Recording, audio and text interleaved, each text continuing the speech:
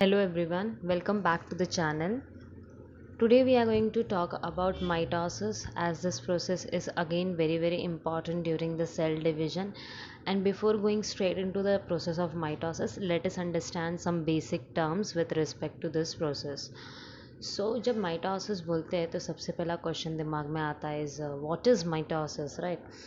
Mitosis जो है उसको समझने से पहले समझते हैं कि ये प्रोसेस हो क्यों रहा है। तो जैसे आपको डायग्राम दिख रहा हो यहाँ पर सेल का, तो सेल क्या है अब? तो सेल का अगर मैं डेफिनेशन बोलूँ तो उसका definition it is a structural and functional unit of life. Now to make it more simpler, मैं एक एग्जांपल देती हूँ वॉल का। यानी कि एक वॉल जो है वो बहुत सारे ब्रिक्स से बनी हुई होती है, राइट? एक वॉल को बनाने के लिए यहाँ पर छोटे छोटे ब्रिक्स का इस्तेमाल होता है, तो बहुत सारे ब्रिक्स साथ में आते हैं तब एक वॉल कंप्लीट होती है, राइट? सेम वैसे ही अपनी जो बॉडी होती है, अपनी क्या, जितने भी लिविंग ऑर्गेनिज्म एग्जिस्ट करते हैं अर्थ के ऊपर, सबकी बॉडी एक ही चीज़ से बनी हुई होती है, उसको हम बोलते हैं सेल, राइट? अब सेल के अंदर बहुत सारे अलग अलग ऑर्गेनल्स होते हैं जो अपना अपना काम करते हैं, राइट?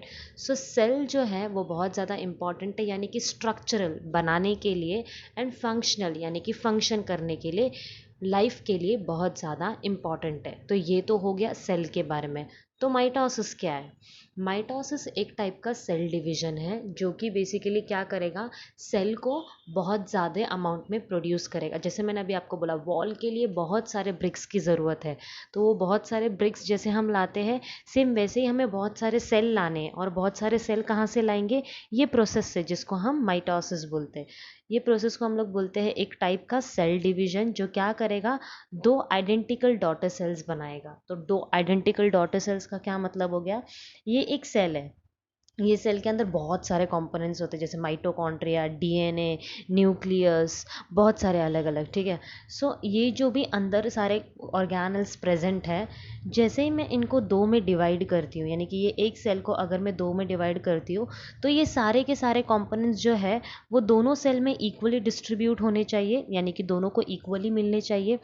तभी जितना ये सेल फंक्शनल है, इसको हम लोग कंसिडर करते हैं ये पेरेंट सेल है, और ये जो दो है इनको डॉटर सेल बोलते हैं, ठीक है? तो ये जो दो सेल है, डॉटर सेल्स जो है, वो इक्वली फंक्शनल होने चाहिए जैसे कि पेरेंट सेल है। इसीलिए माइटोटिक डिवीजन होता है, in the sense one parent cell is going to produce two daughter cell जो कि आइडेंटिकल होंगे, यानी कि सेम फंक्शन करेंगे जैसे कि पेरेंट सेल कर रहे हैं, ठीक है? अब ये सेल को हम लोग डिवाइड जब करते हैं तो माइटोसिस हो रहा है। तो ये जो दो आइडेंटिकल सेल हैं, इनको सारी चीज़ें इक्वली मिल कैसे रही है? यानी कि ये जो सेल है, इसके पास एक ही न्यूक्लियस है, एक ही डीएनए है, तो ये सब दो दो कैसे कर रहा है? तो ऐसे डिफरेंट प्रोसेस होते हैं अंदर, जिसकी वजह से जब सेल जो है वो सारी चीज़ें अपनी अंदर डबल करता है, राइट? सारी चीज़ें अंदर डबल करता है, वो प्रोसेस को हम लोग बोलते हैं इंटरफेस, ठीक है? तो अगर मैं ये डायग्राम की बात करूँ तो माइटोसिस जो है वो 4 फेजेस में डिवाइडेड है। ये 4 फेजेस को हम लोग अच्छे से पढ़ेंगे आगे। तो ये डायग्राम के हेल्प से हम लोग ट्राई करते हैं समझने का कि माइटोसिस एक्चुअली कैसे हो रहा है। मैंने आपको बताया इंटरफेस एक प्रोसेस है जिससे क्या होता है, सेल के अंदर की जितनी चीज़ें हैं वो सारी की सारी डबल हो जाती है। डबल क्यों करनी है? क्योंकि हम लोग को सेल का एक कॉपी बनाना है, और कॉपी बनाने के लिए सब चीज़ें हम लोग को डबल चाहिए, तो वो डबल होगी ये इंटरफेस में। उसके बाद आएंगे ये 4 फेजेस जो एक्चुअली माइटोसिस करेंगे, यानी कि सेल को डिवाइड करेंगे, राइट? तो सेल को डिवाइड करने के लिए ये सारे प्रोसेस में एक्चुअली क्या हो रहा है, हम लोग उसके बारे में पढ़ते हैं। सबसे पहले आता है प्रोफेज, ठीक है? अब जब ये इंटरफेस में सारी चीज़ें डबल हुई है, तो हम लोग सबसे इंपॉर्टेंट कंपोनेंट की बात करेंगे जो कि है क्रोमोसोम्स, ठीक है? क्रोमोसोम्स क्या है? जो अपने जेनेटिक मेकअप कैरी करते हैं, यानी कि हम कैसे दिखने चाहिए, वेदर वी नीड एक पर्सन जो है वो फीमेल होना चाहिए कि मेल होना चाहिए, वो सब कैसे डिसाइड होता है, is because of the chromosome, right? तो ह्यूमन बॉडी के अंदर हम लोग एग्जाम्पल लेंगे ह्यूमन बॉडी का, तो ह्यूमन बॉडी के अंदर 46 नंबर ऑफ क्रोमोसोम होते हैं एक सेल में। अब ये क्रोमोसोम कहाँ प्रेजेंट होते हैं? न्यूक्लियस के अंदर, यानी कि बाहर एक सेल लेयर होता है, उसके अंदर न्यूक्लियस होता है, और ये न्यूक्लियस के अंदर होते हैं 46 नंबर ऑफ क्रोमोसोम। अब जब एक सेल डिवाइड होगा, मतलब ये जो सेल था, ये जब दो सेल्स को डिवाइड करेगा, तो इसके पास भी 46 नंबर ऑफ क्रोमोसोम चाहिए, और इसको भी 46 नंबर ऑफ क्रोमोसोम चाहिए, तो हमें क्या करना पड़ेगा, क्रोमोसोम का क्वांटिटी तो इंक्रीज करना पड़ेगा ना। तो वो जो क्रोमोसोम का क्वांटिटी इंक्रीज हो रहा है वो हो रहा है ये इंटरफेस में, ठीक है। इंटरफेस में जैसे ही सारा क्वांटिटी इंक्रीज हो जाता है, क्रोमोसोम को हम लोग को दोनों भी सेल में इक्वली डिवाइड करना है, उसके लिए ये फेजेस आते हैं। तो सबसे पहले हम देखेंगे प्रो फेज के बारे में। तो प्रो फेज जो है वो एक ऐसा फेज है जिसमें क्या होगा, दो चीज़ें होंगी, एक तो होगा स्पिंडल फाइबर्स का फॉर्मेशन और दूसरा होगा न्यूक्लियर मेम्ब्रेन डिसअपियर होना। जैसे मैंने आपको बताया एक सेल है, सेल के अंदर न्यूक्लियस है, तो अगर इसके अंदर क्रोमोसोम है, मेरे को क्रोमोसोम को अलग अलग करना है, तो ये बाहर का लेयर तो मेरे को डिसअपियर करना पड़ेगा, मतलब वो मुझे नहीं चाहिए। तो क्या करना पड़ेगा, ये न्यूक्लियर मेम्ब्रेन जो है वो डिसअपियर होगा, यानी कि दिखेगा नहीं, और क्रोमोसोम जो है वो दिखने शुरू हो जाएंगे। उसके अलावा स्पिंडल फाइबर्स आते हैं, जैसे आपको ये जो डायग्राम है इसको हम स्पिंडल फाइबर्स बोलते हैं, जो क्या करेंगे, रस्सी जैसे होते हैं, जो क्या करेंगे, क्रोमोसोम जो है, जैसे मैं बना देती हूँ, ये क्रोमोसोम है, क्रोमोसोम को पकड़ेंगे और ये पार्ट को अलग अलग करेंगे। तो ये एक पार्ट जाएगा एक सेल में और ये एक पार्ट जाएगा एक सेल में। तो ये जो थ्रेड लाइक स्ट्रक्चर्स आ रहे हैं उसको हम स्पिंडल फाइबर्स बोलते हैं।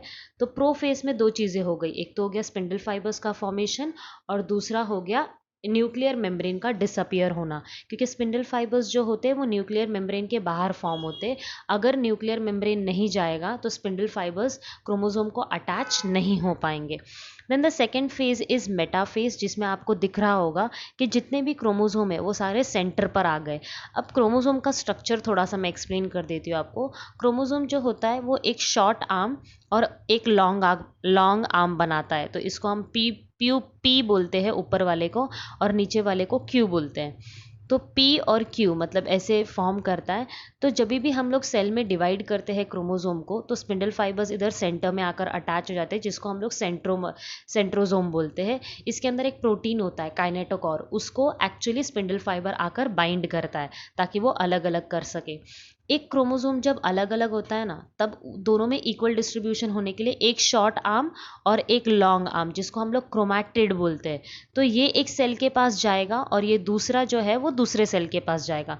तो अगर ये क्रोमोसोम का स्ट्रक्चर कुछ इस तरह से है तो स्पिंडल फाइबर इस तरह से जॉइन हो जाएंगे। लेकिन अगर इसका स्ट्रक्चर जो है वो एक शॉर्ट आर्म एक लॉन्ग आर्म, एक शॉर्ट आर्म एक लॉन्ग आर्म ऐसा है, तो इधर से अलग होंगे। मतलब आपको समझ आ रहा है, एक शॉर्ट आर्म और एक लॉन्ग आर्म हर एक सेल को मिलना चाहिए।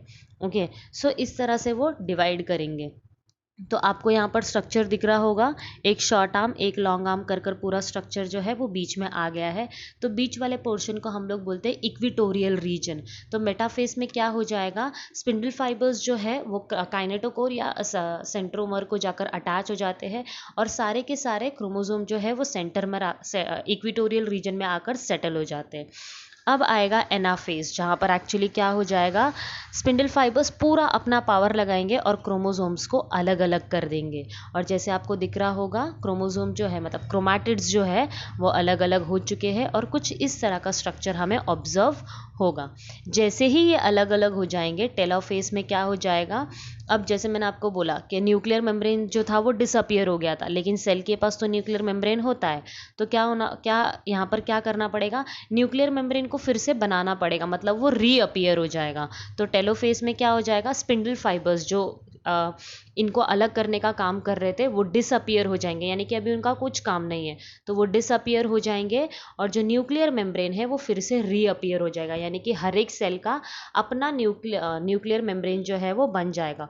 और अल्टीमेटली एक सेल जो था वो कुछ इस तरह का स्ट्रक्चर फॉर्म करेगा और डिवाइड हो जाएगा। ठीक है, तो टेलोफेज का मतलब क्या हो गया, ऐसा स्ट्रक्चर बन चुका है।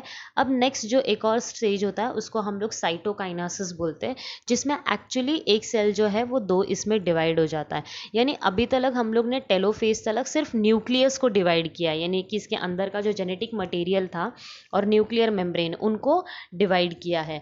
ये साइटोप्लाज्म डिवाइड नहीं हुआ है। साइटोप्लाज्म क्या होता है, अब सेल जो होता है उसके आउटर लेयर के अंदर और न्यूक्लियस के बीच में एक लिक्विड लाइक पोर्शन होता है जिसको हम लोग साइटोप्लाज्म बोलते हैं, जिसके अंदर सारे के सारे सेल ऑर्गेनल्स जो होते हैं वो फ्लोट करते रहते हैं और अपना काम परफॉर्म करते हैं। तो वो साइटोप्लाज्म को भी तो डिस्ट्रीब्यूट करना पड़ेगा, तो वो साइटोप्लाज्म को डिस्ट्रीब्यूट करता है ये प्रोसेस जिसको हम लोग साइटोकाइनेसिस बोलते हैं। साइटो का मतलब होता है साइटोप्लाज्म और काइनेसिस का मतलब होता है डिवाइड करना।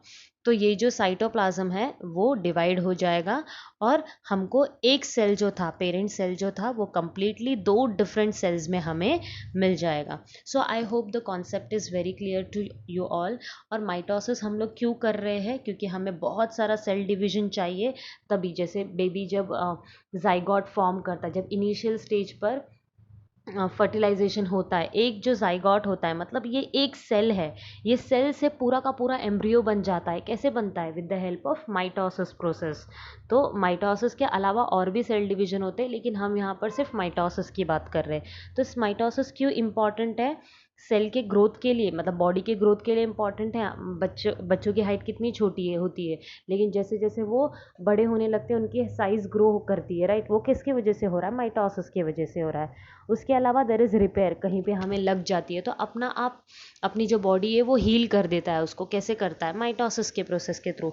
जो भी डैमेज सेल है उसको निकाल देगा और न्यू सेल्स को मल्टीप्लाई करेगा बॉडी के अंदर। इसके अलावा रिप्लेसमेंट, बहुत सारे अपने डेड सेल्स जो होते हैं उनको रिप्लेस किया जाता है न्यू सेल के फॉर्मेशन के थ्रू। उसके अलावा जितने भी ऐसे इधर असेक्सुअल है, असेक्सुअल रिप्रोडक्शन का मतलब क्या होता है? जिसमें दो सेक्सेस का इन्वॉल्वमेंट नहीं होता है और सिर्फ एक सेल दो सेल में डिवाइड हो जाता है। तो बहुत सारे ऐसे अमीबा वगैरह जो है वो सारे ऐसे ही डिवाइड होते हैं, तो उनमें ये पर्टिकुलर टाइप का सेल डिवीजन देखने मिलता है। उसके अलावा सबसे इम्पॉर्टेंट चीज़, क्रोमोसोम का नंबर सेम रहता है। यानी कि मैंने जैसे आपको बताया था, अगर पेरेंट सेल का क्रोमोसोम था 46, तो दोनों डॉटर सेल्स का जो क्रोमोसोम होगा वो 46 होगा। So I hope this concept is very clear to you all and you have enjoyed watching this video. If you want me to make some other type of videos for different topics, you can mention those topics in the comment box so that I can help you with those